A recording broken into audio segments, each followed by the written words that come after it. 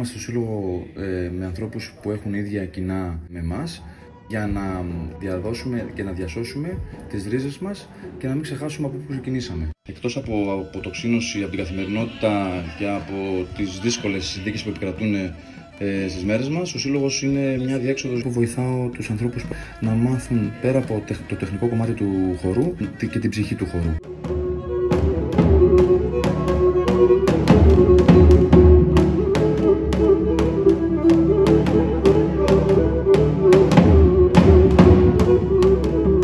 Ο Σύλλογος για μένα είναι, πώς το λένε, η αναπνοή, η ανάσα. Η ανάσα, κατάλαβες.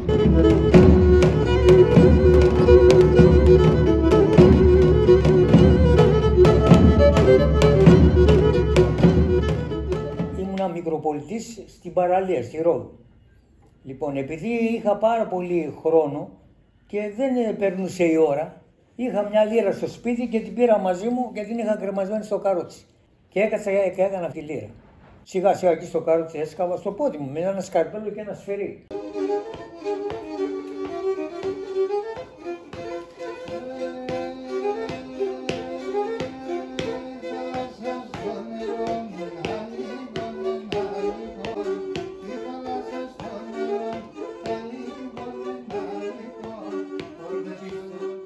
Παίζω λύρα από πολύ μικρή ηλικία. Είχα αυτά τα ακούσματα στο σπίτι, στην οικογένειά μου. Ήμουν από μικρός σε συλλόγους. Τα τελευταία χρόνια άρχισα να παραδίδω κάποια μαθήματα σε παιδιά, σε μεγάλους, καθώς δεν θέλω να σβήσει η ιστορία αυτού του οργάνου, ούτε να χαθεί.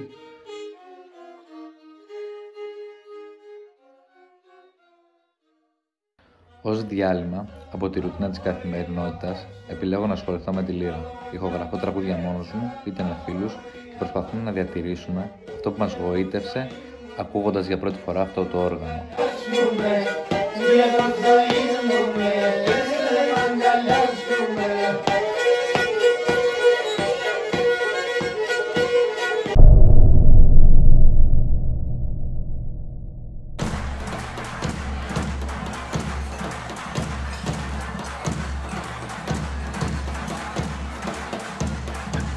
Θεωρώ ότι οι φορεσιές είναι όλος ο πλούτος του συλλόγου, είναι κάτι που με εκφράζει.